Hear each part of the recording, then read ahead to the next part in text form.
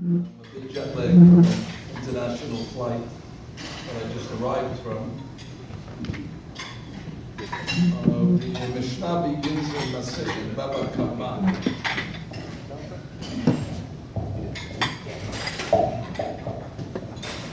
ארבעה אבות נזיקים, השור והבור והמבעה וההבעה, לא הרי השור כרי המבעה ולא הרי המבעה כרי השור, ולא זה בזה שיש בהם רוח חיים, כרי האש שאין בו רוח חיים, ולא זה בזה שרתן ללכו להזיק, כרי הבור שאין דרכו ללכו להזיק. הצד השווה שבהם שתרכן להזיק ושמירתן עליך, וכשהזיק Haba mazik nishalem tashlumen nezik b'meta ba'aretz. Well, as a general interpretation, without getting into so much detail, basically the Mishnah begins telling us that there are four primary ways that a person's property can damage. The common denominator between all the cases in the Mishnah are things that belong to the person that have the ability to damage. The most important thing that Baba Kama or any judge can discuss is the laws of damages. That's why Maimonides says that out of all the laws of Baba Kama, Mitzian, Batra, the first thing that must be discussed is the laws of damage. Because if a society doesn't understand and respect a person's property, so then we have bedlam, we have helter skelter. So the Mishnah says you have four types of mazikim. I guess if the Mishnah would have been written today, there are probably much more mazikim than four. But in the olden days, there was primary four based on Parashat Mishpatim. That's the shor, which is an ox that damages by his legs. That's the bor, which is the pit. And then you have the mav'eh, which is the animal that's eating, biting with his teeth, and then hiv'eh, which is the four primary damages. The Mishnah then goes on to say that you had to write all four. Although normally the Torah is very economic in its words, and the Torah would rather write one and then learn the other from that one. But since they're all different, they all have different properties, like the Mishnah says, Lo d'izeh k'izeh, so each one has a different property that you would not be able to learn one from the other. So therefore the common denominator is that they all belong to the person, they all have a nature of damaging, and therefore a person who owns one of these things and it causes the damage is going to be obligated to pay. Not only does he have to pay, but he has to pay b'beitav, he has to pay what the premier or the prime property that he has, we call that idit, if he's paying in real estate. And of course, if he's paying in currency, he'd have to pay money. That's the basic interpretation of the Mishnah. If I'm allowed just to say one word of the Torah with this Mishnah as well, I would appreciate it. Rabbi Wise, B'shut met that family and all the honored guests that are here tonight. My esteemed colleague, Rabbi Hamid Veda Kohen, Hashem Yishmereu. Well, I guess it's customary to try to find a connection between what we just finished and what we are beginning. As the Rabbi mentioned, we just finished Seder Nashim. And we're beginning Seder Nizikim. There must be a connection between the two Sedarim. Rabbeinu HaKadosh and his genius had to put them together for a reason. Well, in our Masechet that we just finished, the second perek, we learned it in Yeshiva, everybody knows it. Mishnah says that Ha'ish Mekadesh Bo Bishlucho. Well, a man can make kiddushin to a lady, Bo himself. Bishlucho, he can have an agent. He can send his agent to make the kiddushin. Now, granted, it's not probably the most romantic way to get married by sending an agent. But nonetheless, the Mishnah says that that is an option, that a man can get married via an agent. Then the Mishnah says, Ha'isha mitkadeshet ba u'yishlucha. A lady as well can receive her own kiddushin, and she can also appoint an agent as well to receive it. Baal b'shloha. And then the Gemara's famous question is that if you're telling me that you can appoint an agent, so then of course you can do it yourself. It goes without saying. What's the hidush that you're telling me that you can do it yourself with an agent? And the Gemara says an incredible hidush. Mitzvah bo yoter lebishlucho. And of course you can do it with an agent, but it's a mitzvah to do it yourself. And therefore the Mishnah says, Aish mekadesh bo. If you can do the kiddushin yourself, it's a bigger mitzvah to do it yourself than than give it out to somebody else to do for you. Very nice. And we understand it because we all know that it's a mitzvah for a man to get married. You may ask, what is the mitzvah? There's no pasuk in the Torah that says the mitzvah to get married, but I guess the assumption is it's perurvu. The mitzvah is to have children. It's the first mitzvah in the Torah. And you cannot have children unless you make kiddushin. At least if you want them to be, legitimate, let's say. So you need a kiddushin. So many Rishonim learn that kiddushin, the mitzvah, is actually peru urvu. Fine. And a man is obligated in peru urvu. Obvious. And therefore it's better to do the mitzvah yourself than to delegate an agent. And then the Mishnah says, similarly by a woman. Mitzvah ba yoter lebishlo. It's a mitzvah for her to receive the kiddushin better than an agent. And of course the question is, what do you mean it's a mitzvah? Is a lady commanded in the mitzvah of peru urvu? Now I have a hard time explaining this to my wife because, God bless her, she carried 7 children, and for the large majority of them she had very difficult pregnancies. She was in the hospital for many of them for many months on IV and morning sickness and afternoon sickness and night sickness and all the other things that go in between. And then go tell your wife that you don't have an obligation in peru urvu. It's not your mitzvah, it's my mitzvah. And clearly she suffered much more than I did. But it's clear according to the Gemara, in Yevamot at least, that a lady does not have a mitzvah of peru urvu. So then the question then is, what does it mean when the Gemara says it's a mitzvah for her to receive the kiddushin? She doesn't have a mitzvah. All the Rishonim ask this question. How can you say mitzvah ba? There's no mitzvah for a lady in peru urvu. Anyway, the Ran has an answer. But there's a very interesting shita lo noda lemi, one of the Rishonim. He says, you're right. Lady doesn't have an obligation in peru urvu. She's not commanded. But he says there's 2 types of mitzvot. There's a mitzvah that's called mitzuveh ve'oseh, where you're commanded and you do. And there's another type of mitzvah that's called eno mitzuveh ve'oseh. So the Shita L'Nodalemi says that the lady, she's not mitzuvah ve'osah. You're right. She's in a mitzvah ve'osah, and that's a mitzvah also. But she's not commanded. Interesting. And this gets us thinking. Which is better?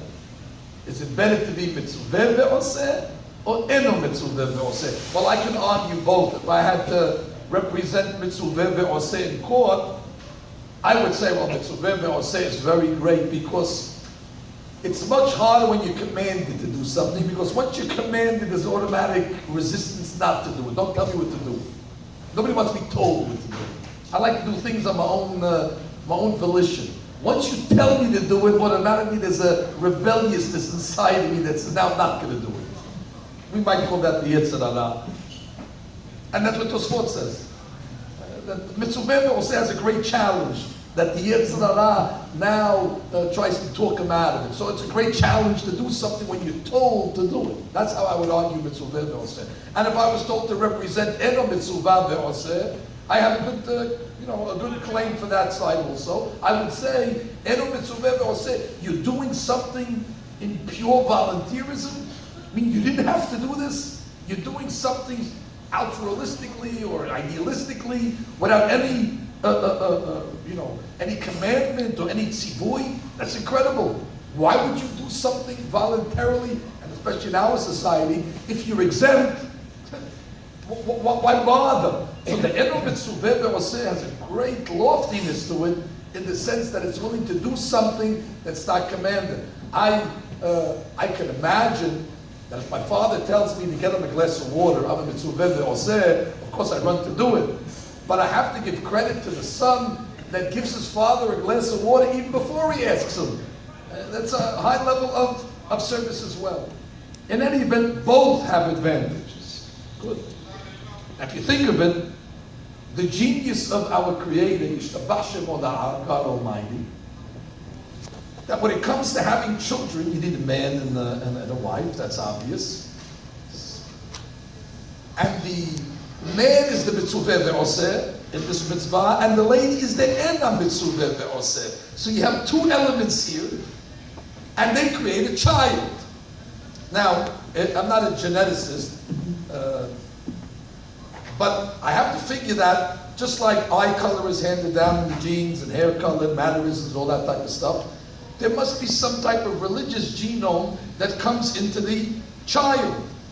That means every child from the father is getting the concept of mitzuveh ve'oseh, that you are now bound to 613 mitzvot, and you have the strength like your father did as somebody that was commanded, and you're going to have the great ability to overcome your yetzer hara and be a mitzuveh ve'oseh. But he gets something from his mother also. From his mother, who brought him into this world as an ena mitzvah, so he gets that concept of doing things idealistically, on a voluntary basis, doing things above the law, things that he's not obligated. So every child is made up of this combination. Every child is actually a hybrid. He's a hybrid of a mitzuveh ve'oseh and an ena mitzuveh ve'oseh. I think that's a genius of God, that every child has these two strengths, to not only do what he's commanded, that comes from his father, but to do what he's not commanded, something that he's not bound to. Maybe that's what King Solomon means in his Mishle when he says, Shema beni musar avicha ve'al titosh torat imecha. Shlomo might have been telling the young boy, Shema beni musar avicha, remember what your father contributed to you. Mitzuveh ve'oseh, you're bound to the mitzvot of the Torah, but ve'al titosh torat imecha. Don't leave that contribution that your mother gave you. After all, she didn't have to have you. She's exempt from Piriyah V'Nidyah. Her contribution to your birth was total sacrifice. And therefore, Al Titosh Torat Imecha. I think that's proper. Now, if that's true, I just want to say one more, small chidush. And then I don't know what the next thing, I guess the great rabbi is going to say something. And then I'll be seated. It's going to take me an hour and a half to say this last point, however. Rabotai.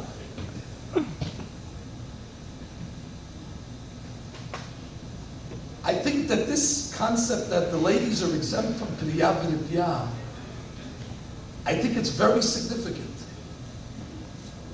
You know, our rabbis tell us we weren't supposed to come out of Egypt until 400 years. That's what the sentence was. I mean, God made a decree to Avraham Avinu, Arba Me'ot Shana. We all know it wasn't Arba Me'ot Shana. We know that it was 210 years. We got out almost half the time. And the question is how? And of course the Gemara Pesachim says, B'schut Nashim Tzadkaniyot. It was the righteous Nashim. The Galu Avotenu. And the Gemara on that story of Nashim Tzadkaniyot, where is the tzadkaniyot? How did it manifest? What did they do that makes them tzadkaniyot? And the Gemara goes on to say that the men didn't want to have any children. And they said, what do we have children? What do we have children for? So they can become slaves, and they entice their husbands to have children, and they ended up carrying 6 at a time. The Gemara is saying it was the merit of the woman who were ena mitzuveh ve'oseh that had these children that they didn't have to have.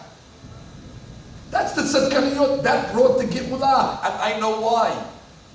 Because when you're in ena mitzuveh ve'oseh, when you do something you don't have to do, that causes God to do something that He doesn't have to do.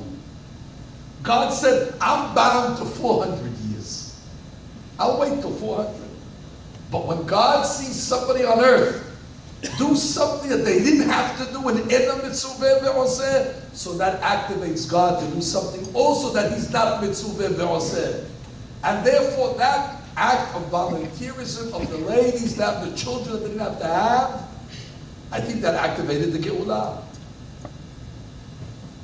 And if the Geulah in Egypt is the model of all redemptions, then I have to assume that the exile that we're in now also is going to come b'zkut nashim tzadkaniyot, from this mitzvah of having children when they're not obligated. And then they could go to the Borei Olam and say, we were not mitzuveh ve'oseh. So even though we might not be worthy of a redemption at this moment, and therefore God, you're not bound to redeem us, but guess what? We were not bound to do what we're doing either. So I think the connection between the two Sidarim, well, you must know that the 6 orders of the Mishnah, you know them already, Zira'im and Mo'ed and Nashim and Nizikim and Kadashim and Taharot. Everybody knows that Zman Nakat. What you might not know is that there's a pasuk in the Navi that actually calls the 6 orders something else. The pasuk says, "V'haya emunat itecha, Hosen Yeshuot, Chochma v'Da'at." Now, none of these words, although it's 6 words, none of these words sound like Zman Nakat, but the Gemara says, oh, it is indeed. The Gemara says, "V'haya emunat." Emunat is zira'im. Okay, well, zira'im is children. Zira'im, zera. Zera haya b'kayama. So that's the first order. Why is it called emunah? Because we believe that emunah is emunah in the Mashiach, the emunah in the Geulah. And the Gemara says that the Geulah will come, that once all the neshamot are dispatched from the upper worlds, and ben David ba'ad shetichdeh kol neshamot shebaguf. So therefore, the emunah in the coming of the Mashiach is dependent on zira'im, on our children, more children. Good. And then it says itecha. Itecha is time. The Gemara says itecha is seder mo'ed. Well, mo'ed is the time of the Mashiach. Ki ed hanena ki ba mo'ed. So therefore, the zira'im activate the mo'ed. Beautiful. But which part of zira'im is going to activate the mo'ed? Oh, Hosen. Hosen says seder nashim, which we just finished. And then it says, once you have the element of zira'im, which activates mo'ed, but which part of zira'im? The nashim's contribution. Then you have yeshuot. And yeshuot is seder nizikim. And yeshuot is redemption. That means nashim is next to yeshuot. Because once already we accept upon ourselves that the ladies have done this great contribution of Ena Mitzuvah Ba'osah, that's Seder Nashim. The next Seder is Yeshuot. And that's why our Masechet begins, Arba'a Avot Nizikim. And the Mekubalim say that the 4 Avot Nizikim represent the 4 exiles. Each one, Shon, Bod, Mad'eh, Hever, represents another Galut. And therefore the exiles come to an end in the Zechut of Nashim Tzadkaniyot. And therefore, I think it's very, very auspicious, this moment that we're in now, the transition. This moment of transition, where we just think, it's a time to dance, eat some, soup and things, whatever we're doing here tonight. But it's much more than that. The transition from Hosen to Yeshuot. In Shamayim, there's a great moment of mercy over here, where we review the Seder Nashim, and we see Nashim Tzadkaniyot, what they do as Ena Mitzuvah Ba'oseh, that activates the Inyan to get us out of the Arba Avot Nizikim, to get us out of these moments of great damage that the Galut does to us. And then, Chochma v'Da'at. Then HaKadosh Baruch Hu brings us back to Yerushalayim Ir HaKodesh, which is Kadashim. When that happens, he brings the Para Aduma, which is Taharot, and then we have a final redemption. So I think the 6 orders of the Mishnah are actually giving us an allusion to the Messianic moment. And I think our good friends at Real Clear Daff are actually not only involved in a worldly event, but this is a a Messianic movement that they're involved in. The fact that they're able to spread the Torah as they are in such a clear way. And I'm humbled that our, little websites that we have, we're just fooling around. We're not really so savvy as you guys. But there is something called intellectual property, and you're going to be hearing from our lawyers, Be'ezat Hashem, for everything that you copy from any of our websites. But I say it in good faith. Of course, everybody is my friend. But Torah, Moses is Moses, and business is business.